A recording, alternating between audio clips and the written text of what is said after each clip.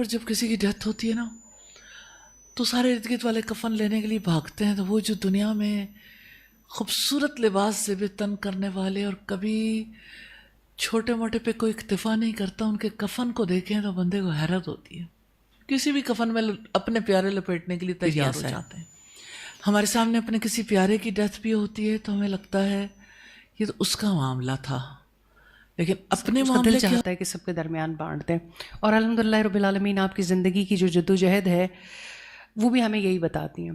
استاد ہم جانتے ہیں کہ جو لاسٹ مومنٹ کی کامیابی بھی میں یہ شیئر بھی کر رہی تھی کہ جب آپ اللہ کے حضور پیش ہوں گے اس وقت حالت ایمان میں ہوں گے، آپ کے ذمے کوئی ایسی چیز نہ ہو، آپ کی کتاب زندگی بند ہو رہی ہے، آپ کے صدقہ جاریہ آپ کے پورٹ فولیو میں ہو، آپ کے گناہ جاریہ بند ہو چکے ہوں، اور زندگی ایسے ہی ہے کہ جیسے ایک پلیٹ فارم پہ کھڑی ہوئی ہے اور مجھے نیکسٹ فلائٹ پکڑنی ہے، اور نیکسٹ فلائٹ پکڑنے سے پہلے میں اگر تھوڑا سا بھی اپنا وقت دائیں بائیں لگاؤں لگتا ہے کہ میرے سے فلائٹ مس ہو جائے۔ یہ سب حقیقتیں جانتے ہیں، لیکن جو زندگی ہمیں ملی ہے اس میں ہمیں پتہ ہے کہ بہت ٹیمپریری سٹے ہے، اینڈ تھوڑے ہی عرصے کے بعد آپ ہمیشہ جب بھی ڈیتھ ہوتی ہے تو آپ یہ کہتی ہیں کہ یہ ٹرانزیشن ہے، صرف ہمارا فیز بدل گیا ہے۔ جب ہم صبح بھی اٹھتے ہیں تو ایک دفعہ ہم ہر روز اس فیز سے واپس آتے ہیں جہاں ہم اللہ تعالیٰ کے سپرد ہوتے ہیں، لیکن ایک دفعہ ہماری روح سپرد ہو جاتی ہے، پھر اللہ تعالیٰ ہمیں الحمدللہ الذی احیانا بعد ما اماتنا والیہ النشور کہنے کی توفیق دیتا ہے۔ اور ایسے ہی فیز ہوگا کہ جس دن ہم اپنے رب کے حضور پیش ہو جائیں گے اور پھر ایک ٹرانزیشن آ جائے گا۔ اچھا، اس ٹرانزیشن میں آپ کو ایئرپورٹ پہ فلائٹ پکڑنی ہے تو اکثر ایسا ہوتا ہے کہ انسان کا بہت چیزیں دیکھنے کو دل چاہ رہا ہوتا ہے، لیکن وہ نہیں دیکھ پاتا کیونکہ اس کو فلائٹ پکڑنی ہے، فلائٹ مس ہو جائے گی، گیٹ بند ہو جائے گا۔ جب آپ انٹرنیشنل ٹریولنگ میں ہوتے ہیں تو آپ کو ان باتوں کو اور بھی زیادہ خیال کرنا پڑتا ہے، دل بھی چاہ رہا ہوتا ہے، بٹ یو ہیو ٹو۔ دنیا میں ہمیں پتہ ہے اصل کامیابی اپنے رب کے حضور پیش ہونا ہے، وہ آنکھیں، وہ کتاب زندگی بند ہوگی، وہ اس وقت جو کچھ دنیا میں کمایا ہے وہ اس وقت پہ ہوگا، لیکن پھر ہمیں یہ جو فلائٹ پکڑنے سے پہلے کبھی ہمارا دھیان ادھر چلا جاتا ہے، کبھی ادھر چلا جاتا ہے، اور دھیان ہے کہ بٹتا ہی چلا جاتا ہے۔ پھر روح تو کسی اور چیز کے لیے، رب نے تو اپنے لیے پیدا کیا ہے نا، پھر روح کیوں نہ بے چین ہو، پھر ہم کہیں دا ریسٹلیس ہارٹ۔ کہاں اپنی ایسی چیک پوائنٹس لگائیں کہ ہم بار بار ڈی ٹریک ہونے سے بچیں؟ جزاک اللہ خیر۔ بات یہ ہے کہ آپ نے کہا کہ ہم سب جانتے ہیں کہ ریئل سکسیس کیا ہے، اور یہ ہے کہ دنیا میں ہمارا سٹے کس نوعیت کا ہے۔ میرا خیال ہے کہ بڑا مدھم سا ہے، ذہن میں خاکہ مدھم ہوتا چلا جاتا ہے۔ اور دوسری بات یہ ہے کہ اونرشپ نہیں ہے اس کی۔ کچھ الفاظ ہوتے ہیں جو سب کو پتہ ہوتے ہیں، ہم بولتے رہتے ہیں، سنتے رہتے ہیں، لیکن شاید اس کو ہم بتاتے نہیں ہیں، اس سے گزرتے نہیں ہیں، اس کو اون نہیں کرتے۔ ایسا لگتا ہے کہ یہ دوسروں کا ایکسپیرینس ہے۔ ہمارے سامنے اپنے کسی پیارے کی ڈیتھ بھی ہوتی ہے تو ہمیں لگتا ہے یہ تو اس کا معاملہ تھا، لیکن اپنے معاملے کے حوالے سے شاید انسان یہ سمجھتا ہے کہ ابھی بہت وقت ہے، ابھی بہت، انسان اس کو سوچنا بھی نہیں چاہتا۔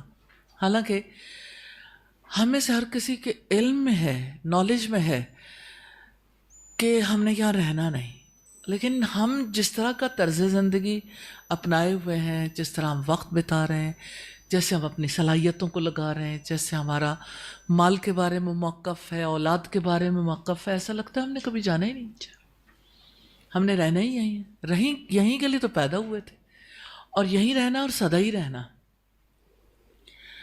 تو بات یقین کی ہے۔ تو یہ جو بات ہے نا کہ ہمیں پتہ ہے کہ ریئل سکسیس کیا ہے، سیریسلی یہ دل کے اندر اتری ہوئی بات نہیں ہے۔ جس دل کے اندر اتر جاتی ہے نا وہ پھر نبیوں کے بعد صدیقوں جیسا ہو جاتا ہے۔ ہو ہی نہیں سکتا کہ پھر اس کا طرز عمل جو ہے وہ اس طرح کا ہو کہ انسان کا جی پھر اس طرح سے دنیا میں لگے جیسے ایک بھولے ہوئے انسان کا لگتا ہے۔ تو ایسا ہے کہ ریئل سکسیس کے بارے میں یقین نہیں ہے، کہ اصل سکسیس کیا ہے، اس لیے اس کی طرف نظر بھی نہیں ہے. تو آپ دیکھیں سب کے دلوں اور ذہنوں کے اندر بیٹھا ہوا ہے کہ ریئل سکسیس جو ہے نا وہ تو دنیا میں جو دکھتی ہے مال ہے. ریئل سکسیس کس کو سمجھا جاتا ہے کہ آپ کے پاس دنیا میں ایک نام ہے، آپ کے پاس اقتدار ہے، دنیا میں آپ یعنی لوگوں کی نظروں میں ایک مقام پا چکے، آپ کے پاس بہت سارے فالوورز ہیں. اگر ڈیجیٹل لینگویج میں دیکھیں تو لوگوں کو لگتا ہے کہ جس کے یعنی آج یعنی اگر یوتھ کو دیکھیں تو ان کی تو ساری گفتگو اسی کے گرد ہے کہ ان کے نزدیک کامیاب وہی ہے جس کے فالوورز زیادہ ہیں، کامیاب وہی ہے جس کے چاہنے والے بہت ہیں. اور آپ سوچئے کہ ایسے میں ریئل کامیابی چھپ نہیں گئی، تھوڑا فیڈ نہیں ہو گئی؟ فیک جو ہے وہ اوپر ہے اور جو ریالٹی ہے وہ فیڈ ہو گئی ہے. تو ایسے میں ہم جو ہے وہ فیک کے پیچھے شاید بھاگتے چلے جا رہے ہیں، اور اس وجہ سے کہ سارے ہی بھاگ رہے ہیں تو ہم بھی بھاگ رہے ہیں. اور لگتا ہے کہ جو یعنی سب نے اپروو کیا ہوا ہے نا وہی ریالٹی ہے. یعنی جس کو سارے سمجھتے ہیں کہ یہ نمبر 1 پہ ہے تو سب لوگ بھیڑ چال ہے، سب لوگ اسے ہی نمبر 1 پہ سمجھ لیتے ہیں. اور جس وقت یعنی کوئی چیز انسان کے لیے ٹاپ پریورٹی پہ نہیں رہتی، آپ اسے اپنی پرائورٹی لسٹ میں سب سے نیچے بلکہ کہیں بھی نہیں رکھتے، تو کیا آخرت کا معاملہ ایسا نہیں ہے؟ لیسٹ انٹرسٹڈ آلموسٹ سارے ارد گرد دیکھیں. میں یہ کسی کی خاص کی بات نہیں کر رہی، مجھے سب سے پہلے تو اپنے آپ سے سوال کرنا ہے، اپنے آپ سے بات کرنی ہے کہ میری پرائورٹی لسٹ میں میرا جانا کس جگہ پر ہے. تو میں اپنی وارڈروب میں دیکھوں گی میرے پہننے کے کپڑے جو اس وقت میں پہنتی ہوں، ان کپڑوں میں میرے جانے کے کپڑے کہاں ہیں. جس دن میں نے جانا وہ میں نے دوسروں کے لیے چھوڑ دیا کہ اس کے لیے دوسرے ہی پلان کریں گے عین موقع پر. اور آپ دیکھیں جس طرح یعنی مجھے فیل ہوتا ہے کہ جیسے عام طور پر جب کسی کی ڈیتھ ہوتی ہے نا تو سارے ارد گرد والے کفن لینے کے لیے بھاگتے ہیں، تو وہ جو دنیا میں خوبصورت لباس زیب تن کرنے والے اور کبھی چھوٹے موٹے پہ کوئی اکتفا نہیں کرتا، ان کے کفن کو دیکھیں تو بندے کو حیرت ہوتی ہے. کسی بھی کفن میں اپنے پیارے لپیٹنے کے لیے تیار ہو جاتے ہیں. اور سچی بات یہ کہ ضرورت بھی نہیں ہوتی، بلا ضرورت ہی ہے نا انسان اگر اس کو بہت زیادہ یعنی اس کے اوپر کچھ خرچ کرنے کی کوشش بھی کرے. تو آپ یہ دیکھنا چاہتے ہیں کہ ہم ریالٹی گراؤنڈ پہ کہاں ہیں، تو اپنے وارڈروب کے کپڑوں میں جانے والے دن کے کپڑے دیکھ لیں. مجھے اپنے والد یاد آتے ہیں کہ مجھے ہمیشہ یعنی ان کا ایک بیگ پریپیئرڈ ہی رہا لائف میں. اور میرا چھوٹا بھائی جو ہے وہ کہتا ہے کہ میرے والد صاحب سے کہ میں جب سے پیدا ہوا ہوں یہی سن رہا ہوں کہ آپ نے چلے جانا ہے. تو اب تو یعنی ہم بھی اتنے بڑے ہو گئے تو آپ نے ساری زندگی ہمیں اسی پوزیشن میں رکھا، شیکی پوزیشن میں. تو اللہ سبحانہ تعالیٰ نے رکھا ہی اسی پوزیشن میں انسان کو. تو کامیاب وہ ہے جس نے یہ یقین لے لیا، سیریسلی جس کو یقین آ گیا میں نے جانا ہے، اور وہ جانے کے لیے تیاری کرے. چند برس کی زندگی کے لیے اتنا کچھ انسان کر لے اور ہمیشہ کی زندگی کے لیے کوئی سوچا ہی نہ، وہ کامیاب تھوڑی ہے. اصل میں ناکام وہی ہے جس نے اپنی ہمیشہ کی زندگی کو پوسٹ پون کر رکھا ہے کہ اچھا پھر دیکھیں گے، جب آئے گی تو دیکھیں گے. پھر کیا دیکھنا ہے، پھر تو پڑ جائے گی سر پہ. تو کامیاب وہ ہے جو یقین کر لیتا ہے. قرآن بھی یہی کہتا ہے قد افلح المؤمنون، کامیاب ہو گئے ایمان لانے والے جنہوں نے مان لیا، جنہوں نے یقین کر لیا.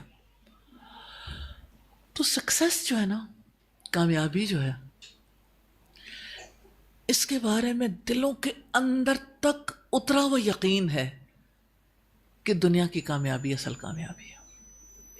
مال مل جائے، اولاد مل جائے، گھر بار مل جائے، شہرت مل جائے، فالوورز مل جائیں، اسی کو کامیابی سمجھتے ہیں. لیکن استاد ہر کسی کو آرڈنری ہونے سے ڈر لگتا ہے کہ شاید اس کامیابی کے چکر میں آپ بہت ساری چیزیں نگلیکٹ کر دیتے ہیں. کیا یہ ضروری ہے؟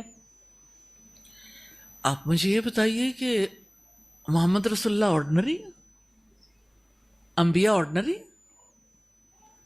جنت میں جانے والے سارے آرڈنری ہیں، ہیروز ہیں بھائی. ہیروز آرڈنری تھوڑی ہوتے ہیں. یہ جو رسول اللہ صلی اللہ علیہ وسلم نے فرمایا، سبحان اللہ، کہ اسلام کی ابتدا اجنبیت میں ہوئی تھی.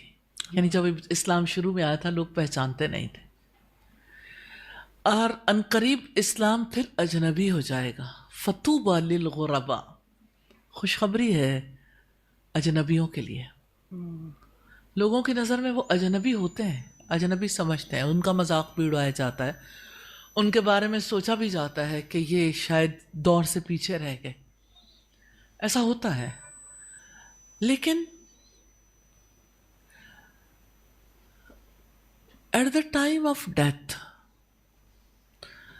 اس کو تو یہ یقین زندگی میں بھی ہوتا ہے، لیکن جب فرشتے لینے کے لیے آتے ہیں تو اس کو تو یہ بھرپور یقین، یعنی اس یقین کے ساتھ یقین پلس ہو جاتا ہے.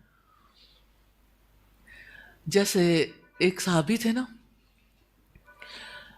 جن کو سولی پہ لٹکا کے ان کے اعضاء کاٹے گئے، اور ان کا جب لہو کے فوارے ابل رہے تھے تو انہوں نے اپنا بلڈ لے کے تو اپنے چہرے پہ مل لیا اور لوگوں سے کہا فزت برب الکعبہ، رب کعبہ کی قسم میں کامیاب ہو گیا. کہ لوگوں کو ارد گرد سمجھ نہیں آتی تھی، لیکن اس کے بعد جتنے لوگ ارد گرد موجود تھے وہ اپنے نظریات پہ قائم نہیں رہ سکے، کیونکہ وہ شیکی ہو گئے کہ پھر ریالٹی کیا ہے، پھر زندگی کیا ہے، یہ کیا یقین رکھتے ہیں اور ہم کس پہ یقین رکھتے ہیں. تو سوسائٹی میں ایسا تو ہوتا ہی ہے. آپ دیکھیں جمع جمائے نظام کو توڑنا، اس کو سمجھنا ہے تو مشکل کام. مشکل ہے. جس طرح سے ایک مائنڈ کنڈیشنڈ ہو گئے، جو مائنڈ کے اندر چیزیں بیٹھ گئیں، اب ان چیزوں کو یعنی اگنور کرنا یا اس کو ڈی کنڈیشن کرنا بہت مشکل عمل ہے. اسی لیے تو مخالفت ہوئی تھی رسول اللہ کی، اسی لیے انبیاء کی مخالفتیں ہوئیں. جس سوسائٹی میں کوئی نئے نظریے پہ بلیو کرتا تھا نا کل، تو اس کو جو سمجھا جاتا تھا کہ یہ جو ہے نا آؤٹ ڈیٹڈ ہے، یہ کوئی نئی باتیں کرتا، بہک گیا ہے. سوچیں وہ بھی تو شخص تھا جو رسول اللہ کے پاس آیا، ابو الولید جسے کہا جاتا ہے. آپ کے پاس آیا، کہنے لگا بھتیجے یہ جب سے تم نے یہ کلمہ لوگوں کے سامنے رکھا ہے نا تو بھائی بھائی سے جدا ہو گیا، والدین اولاد سے، شوہر بیوی سے، تو آؤ کسی چیز پہ کمپرومائز کر لیتے. تمہارا دل کرتا ہے کسی خوبصورت عورت سے نکاح کرنے کے لیے، تو چلو حسینہ عرب سے تمہارا نکاح کرا دیتے ہیں. تم چاہتے تمہیں مال مل جائے تو مال کے ڈھیر لگا دیتے ہیں. اقتدار چاہتے تو تمہیں اپنا سردار مان لیتے ہیں. لیکن اگر تمہیں کوئی بیماری لاحق ہے، ہمارے بتوں کی مار پڑ گئی ہے، تو تمہارا علاج کروا دیتے ہیں. میں سوچتی ہوں کہ ظرف ہے اللہ کے رسول کا، ظرف ہے. آپ نے اس سے پوچھا جو تم نے کہنا تھا کہہ لیا یا بھی کچھ باقی ہے؟ اس نے کہا میں نے کہہ دیا. پھر آپ نے سورہ حامیم السجدہ کی آیت نمبر 1 سے 38 تک پڑھی، تلاوت کی، اور آپ نے کہا میں نے جو کہنا تھا کہہ دیا، اب جو تمہارے جی میں آئے کر گزرو. ان آیات میں کیا تھا؟ طوفان. اس کا چہرہ یوں بدلتا تھا کیونکہ عربی زبان جانتا تھا. اور جب رسول اللہ صلی اللہ علیہ وسلم نے عاد اور سمود پر ہونے والے عذاب کا تذکرہ کیا، یعنی آیات میں اس کا ذکر آیا، تو اس نے اٹھ کے رسول اللہ کے منہ پہ ہاتھ رکھ دیا، اپنی قوم پہ رحم کر دو، ایسا نہ کرنا. جب اٹھ کے گیا تو لوگوں نے کہا، سرداران قریش نے، لو دیکھو ابو الولید پر بھی محمد کا جادو چل گیا. تو یہ جادو ہر دور میں کیا تھا؟ سکسس کا سٹینڈرڈ جو ان لوگوں کو سمجھ آ گیا تھا اور جو عام لوگوں کو سمجھ نہیں آتا. ریلی یہ ہماری زندگی دوبارہ نہیں ملے گی، پھر نہیں ملے گی. یہ چلی گئی پھر آئے گی نہیں. کتاب زندگی بند ہوگی پھر کچھ نہیں ہوگا. یہ وقت ہے سوچنے کا، اپنی زندگی کے بارے میں ڈسیزن کرنے کا، اپنی زندگی کے بارے میں. آپ اس زندگی سے قیمتی کیا متاع ہے انسان کے پاس؟ یہ زندگی ہے نا، وقت ہے. اگر وقت نہ ہو تو انسان کے لیے مال، اولاد، جو کچھ بھی ہے اس کے پاس کچھ بھی کام آنے والا نہیں. تو اللہ تعالیٰ نے قسم کھا کے کہی ہے زمانے کی، ان الانسان لفی خسر، بے شک انسان ٹوٹل لاس میں، مکمل خسارے میں. پھر یقین کیوں نہیں آتا؟ الا الذین آمنوا، سوائے ان کے جنہوں نے مان لیا، یقین کر لیا. اس کا مطلب ہے نا کہ سکسیس ان کے لیے ہے جن کے دلوں میں یقین اترا ہے. تو کرنے والا کام تو یہی ہے کہ ہم اس یقین پر کام کریں، کہ ہمارے دلوں کے اندر اتنا پختہ یقین ہو کہ جس کو کوئی چیز شیک نہ کر سکے. تو وَعَمِلُوا الصَّالِحَاتِ، اور جنہوں نے نیک عمل کیے، وَتَوَاصَوْا بِالْحَقِّ وَتَوَاصَوْا بِالصَّبْرِ، جنہوں نے آپس میں ایک دوسرے کو حق اور صبر کی تلقین کی. ریئلی میں آپ کے پاس آئی ہوں آج، جس طرح سے میں آئی ہوں، میرے آنے کے مجھے لگتا تھا کہ یعنی یہ ہو نہیں سکے گا کہ میں یہاں پہنچ سکوں. اللہ سبحانہ تعالیٰ نے پہنچا دیا الحمدللہ. کتنی یعنی انسان کے لیے بعض کو کتنا زیادہ ڈیفیکلٹ ہو جاتا ہے کسی سچویشن سے نکلنا، اور وہ اللہ ہے جو بس یہ ڈیفیکلٹیز رہنی ہے لائف میں، بس کھینچ تان کا ہی وقت نکالنا ہے کہ جیسے بھی ہے وہ کام تو کرنا ہی ہے. جس کی ذمہ داری اللہ سبحانہ تعالیٰ نے صرف مجھ پہ نہیں آپ پہ بھی اسی طرح عائد کر رکھی. ریلی آپ کے پاس جو صلاحیت ہے، جو پوٹینشیل ہے، وہ کتنا زیادہ ہے. اللہ تعالیٰ نے آپ کو اپنے لیے پیدا کیا ہے، اللہ کی قسم، اس میں کوئی شک ہی نہیں. آپ کسی اور مقصد کے لیے پیدا نہیں ہوئے، اللہ تعالیٰ نے آپ کو اپنے لیے بنایا ہے. آپ نے کیا سمجھا کہ آپ کو اپنے آپ سے سوال کرنا چاہیے کہ میں کس لیے پیدا ہوئی ہوں، میں نے زندگی میں کیا کرنا ہے. شیخ صالح ابن عثیمین، اللہ سبحانہ تعالیٰ ان لوگوں کی قبروں پر بھی اپنی رحمتیں نازل کرے جنہوں نے ہم لوگوں کے لیے یہ راستے کھولے. کہتے ہیں ہم سب اللہ تعالیٰ کے لیے پیدا کیے گئے، ہماری زندگی کا مقصد عبادت ہے تاکہ ہمارے دل محبت اور تعظیم سے اللہ تعالیٰ سے جڑ جائیں. تو ہمارا تو ایک ہی کام ہے دنیا میں. اللہ سبحانہ تعالیٰ نہ اچھا کھانے سے روکتے ہیں، نہ کمانے سے روکتے ہیں، نہ دنیا برتنے سے روکتے ہیں، لیکن اللہ تعالیٰ کہتے ہیں دیکھو یہ سب تمہارے لیے ہے، لیکن تم میرے لیے ہو، تمہیں میں نے اپنے لیے بنایا. تو جس رب نے اتنا بڑا اعزاز دیا کہ ہمیں اپنے لیے بنایا، تو ہم اپنا وقت، اپنی صلاحیتیں، اپنا مال، اپنی قوتیں کسی اور کے لیے لگا دیں. ہم کن جھمیلوں میں پڑیں؟ we have to think, we have to decide. اس لیے یہ جو روح زخم ہے نا، اور یہ جو بار بار انگزائٹی، اسٹریس، ٹینشن ہوتی ہے، ڈپریشن ہوتا ہے لوگوں کو، یہ کچھ نہیں ہے، یہ اللہ کا پیار ہے، اللہ کی محبت ہے کہ انسان کو اللہ تعالیٰ چاہتے ہیں کہ وہ اس خلا کو فیل کرے. اس خلا کو اللہ کی یاد کے سوا کوئی چیز نہیں بھر سکتی. کیا محمد رسول اللہ کے ساتھ ایسا نہیں ہوتا تھا صلی اللہ علیہ وسلم کہ آپ جب گھبرا جاتے تھے دنیا میں رہتے تو آپ غار ہرا میں چلے جاتے تھے، ہرا میں جا کے آپ سوچتے تھے یہ سب کیا ہے؟ کیوں بیٹیوں کو لوگ زندہ دفن کر دیتے ہیں؟ کیوں شراب پیتے ہیں؟ کیوں سود کھاتے ہیں؟ کیوں انسانوں کو اس طرح سے قتل کر دیتے ہیں؟ یہ ساری انارکی کب ختم ہوگی؟ سوسائٹی میں اتنا بگاڑ ہے، یہ کیسے ختم ہوگا؟ آپ کو نہیں پتہ چلتا تھا کیونکہ آپ پڑھے ہوئے نہیں تھے، آپ نہیں جانتے تھے کہ اس کا کیا سولوشن ہے. تو ایسی فیزز تو ان پہ بھی آتے تھے. جب کبھی آپ کے دل کے اندر گنجائش پیدا ہوتی ہے نا، اور آپ سوچنے کے قابل ہوتے ہیں یہ اللہ کی رحمت ہے، مہربانی ہے کہ اللہ تعالیٰ نے موقع دیا ہمیں سوچنے کا، سمجھنے کا، تاکہ ہم اللہ تعالیٰ کے لیے جینے کا سوچ سکیں، ارادہ کر سکیں. اب سوچئے، مجھے الوابل الصیب کی یہ بات بہت پیاری لگتی ہے. حافظ ابن قیم کی کتاب میں اس کا تذکرہ ہے کہ یہ جو ہمارے اندر ویکیوم کریٹ ہوتا ہے نا، یہ جسے آپ کہتے ہیں یعنی سارٹ آف ڈپریشن، خلا، اور انسان کو جو آپ اسے انیشلی سٹریس کہہ سکتے ہیں، یہ انگزائٹی، وہ کہتے ہیں کہ یہ خلا جو ہے نا، یہ اسی طرح سے جیسے انسان کو بھوک لگتی ہے تو پیٹ میں خلا پیدا ہو جاتا ہے.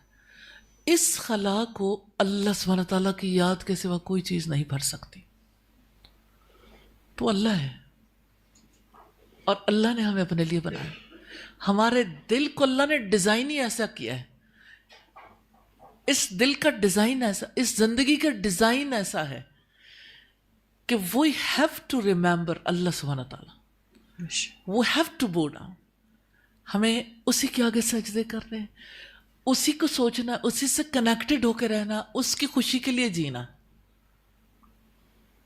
تو ہم کن کی خوشی کے لیے زندگی بسر کر رہے ہیں؟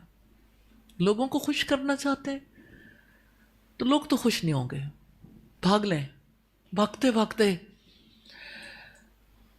سورہ نور میں آتا ہے کہ انسان بھاگتے بھاگتے منہ کے بل گرتا ہے اور اللہ کو اپنے سامنے موجود پاتا ہے.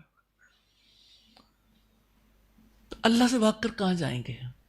اللہ تعالیٰ کہتے ہیں فَفِرُّوا إِلَى اللَّهِ، اللہ کی طرف بھاگو. اللہ کی قسم، یہ آپ کا اللہ کی طرف بھاگنا ہے، آپ کا یہاں پہ اکٹھے ہونا. انشاءاللہ آپ اللہ کی طرف بھاگنا شروع کر چکے ہیں.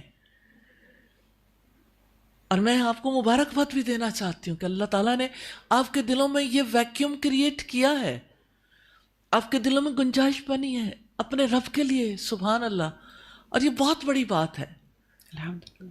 اس گنجائش کو کسی اور چیز سے پر نہ کریں. کتنے لوگ ہیں جو اپنی اس گنجائش کو کنزمپشن سے پر کرنا چاہتے ہیں کہ اچھا ٹھیک ہے جائیں شاپنگ کر لیں. گھبراہٹ ہوتی ہے نا، انگزائٹی ہوتی، چلو باہر چلے جائیں، چلو کسی سے مل لیں، چلو دوست مل بیٹھیں، پارٹی کر لیں، ایک دوسرے کے ساتھ ریلیٹیو سے مل لیں. نو ڈاؤٹ ریلیٹیو سے ملنا، ان کا خیال کرنا صلہ رحمی ہے، لیکن اس صلہ رحمی کے پیچھے کیا ہے؟ اپنی انگزائٹی کو دور کرنا. گھبراہٹ ہو رہی تھی، پریشانی ہو رہی تھی، یا اللہ سبحانہ تعالیٰ کے حکم کے تحت رشتے کو جوڑنے کی کوشش.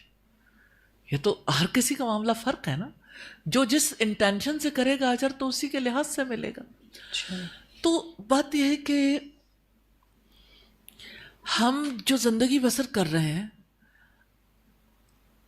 سوچے سمجھے بغیر، چلو تم ادھر کو جدھر کی ہوا ہو. تو جب ہوائیں فیصلہ کرنے کے لیے ہم اپنے آپ کو ہواؤں کے حوالے کر دیں تو نیچرلی ہوا تو کیا کرے گی؟ اس نے ہمارا لحاظ تھوڑی کرنا ہے.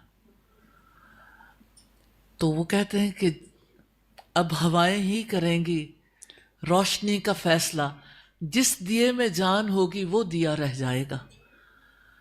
تو اپنی ذات کا فیصلہ کم از کم اپنی دعاؤں کے ذریعے سے اللہ سبحانہ تعالیٰ سے کریں. اللہ نے تو فیصلہ کر دیا، اپنے ساتھ تو مخلص ہونا چاہیے ہمیں. انشاءاللہ.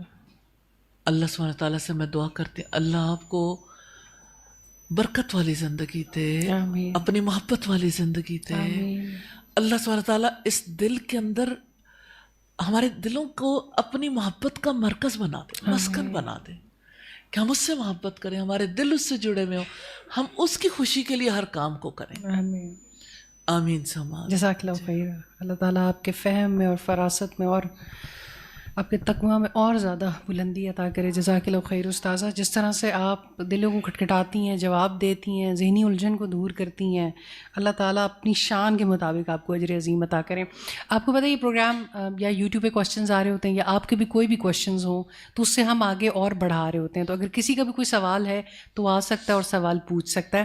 اور اس دوران استاذہ ایک اور سوال، جب ہماری زندگی میں بہت زیادہ مشکلات آ رہی ہوتی ہیں تو لگتا یہ ہے کہ اللہ تعالیٰ ہمیں بار بار، نعوذ باللہ میں یہ کہنا نہیں چاہتی لیکن شاید اللہ تعالیٰ کی طرف سے نارملی یہ فیلنگ آ جاتی ہے کہ ہم کیوں بار بار فیل ہو رہے ہوتے ہیں. یہ کیوں نہیں آ رہا ہوتا کہ اللہ تعالیٰ ہم سے کوئی اور کام لینا چاہتے ہیں، ہم ری ڈائریکٹ ہو رہے ہوتے ہیں؟ تو رسول اللہ صلی اللہ علیہ وسلم نے فرمایا